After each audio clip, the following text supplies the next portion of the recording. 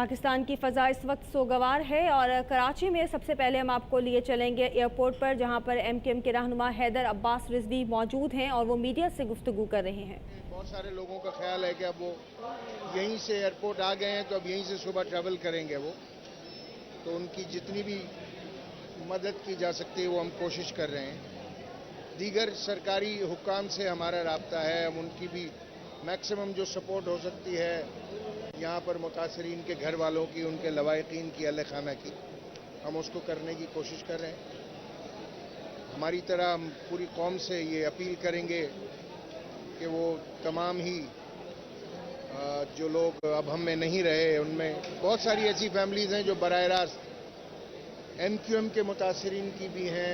25 से ज़्यादा MQM के कारकुनान और उनके ऐसे लोग हैं जो वो खुद या उनके अहल खाना जो है इस हादसे में खालिक हकीकत से जा मिले हैं, तो वो भी एक एस्पेक्ट है। बहरहाल ये कौमी सानिया है, मगर ये सानियात अब मुसलसल इनका जो ड्यूरेशन है वो बढ़ता चला जा रहा है, जो बाइस तशवीश बात है।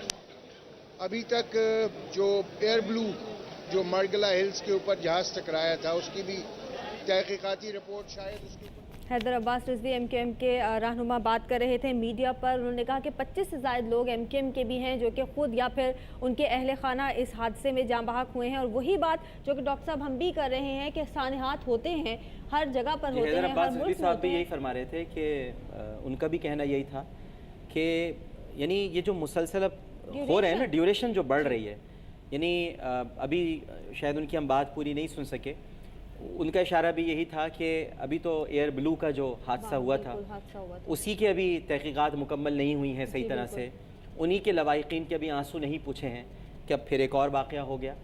और न जाने अभी इस दौरे हुकूमत में ऐसे कितने सानेहात अभी छुपे हुए बैठे हैं। उसकी बुनियादी वजह यह है ऐनी कि जब आप अपने आप को अक़्ल कुल समझने लगें, मुतलक़ुल अनान समझने लगें, आप ये समझने लगें कि आपके हर फ़ैसले बड़े ज़बरदस्त होते हैं, आप जिसको चाहें अपने फ़ैसलों के ज़रिए से अपना बना सकते हैं, और नज़र सानी या रिव्यू करने की आपकी आदत नहीं रहे, और आप ये यानी मुजरिमों को, ज़ाहिर में तो मुजरिम ही कहूँगा, अदालत उन्हें मुलजिम कहे, लेकिन मुजरिमों को बचाने में आप हद से आगे निकल जाएँ, कानून बदल दें, अफसरान तब्दील कर दें, सब कुछ यानी ये इजहार करें कि मैं ताकत का सरचश्मा हूँ और मैं ही यानी ताकत मुर्तकिज़ हो गई है मेरे वजूद में, तो फिर ऐसे सानेहात, ऐसे वाक़यात, ऐसे कौमी सदमात, ये कौमी सदमा है, ये रूनमा होते हैं तवातुर के साथ। बिल्कुल, और फिर इनको आपने कहा कौमी सदमा कौमी सदमा आपने कहा। कारी खलीलुर रहमान चिश्ती साहब इस वक्त हमारे साथ मौजूद हैं, उनसे भी हम बात करेंगे। कारी खलीलुर रहमान जावेद साहब इनका नाम है और हमारे साथ मौजूद हैं। डॉक्टर साहब आपसे बात, बड़े आलिम दीन हैं। अस्सलाम वालेकुम कारी साहब। वालेकुम अस्सलाम व रहमतुल्लाहि व बरकातुहू।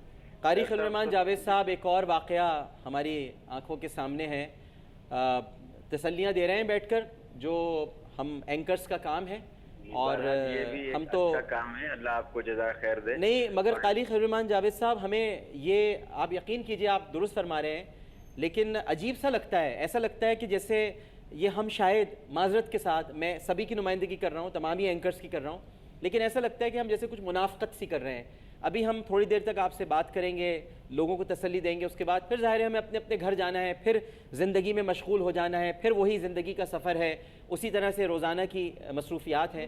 लेकिन कारी खलीलुर रहमान जावेद साहब, ये वाक़यात, ये सानेहात जो मुसलसल पाकिस्तान में रूनमा हो रहे हैं, 11 सेक्टर हो, टारगेट किलिंग हो, भत्ताखोरी हो, लाशों का गिरना हो, बोरी बंद लाशें हों, यानी बसों से उतार कर टारगेट किलिंग की जाए, उसके बावजूद हमें होश नहीं आ रहा, हमें ये एहसास ख़त्म होता जा रहा है कि खुदा के सामने हमें जवाबदेह होना है। बासपुर्स हमसे होगी। कारी खलीलुर रहमान जावेद साहब, अगर मैं गलत नहीं कह रहा, आप भी बता दीजिए, आप एक बहुत बड़े आलिम दीन हैं, क्या बासपुर्स नहीं होगी हमसे? क्या सवाल जवाब हमसे नहीं किए जाएंगे? क्या हाकिम से नहीं पूछा जाएगा कि तुम्हारी गर्दन पर जो ये खून है, जो तुम्हारी खून में ये तरबतर गर्दन है, जिसमें अवाम का लहू, उसकी महक आ रही है, हम तुम्हें नहीं बख्शेंगे, हमने तुम्हें अल्लाह का नायब बनाया था इसलिए कि लोगों की हिफाजत करो, लेकिन तुम्हारे अहद में तो लोग मुसलसल मर रहे हैं। कारी खलीलुर रहमान जावेद साहब, जी बिल्कुल, जज़ाकल्लाह। सबसे पहले डॉक्टर साहब मैं आपका और यार भाई का शुक्रगुजार हूँ कि आपने इस कौम के मुश्तरका गम में मुझे भी शरीक होने का मौका दिया और इस कार खैर में मुझे भी हिस्सा लेने का मौका दिया।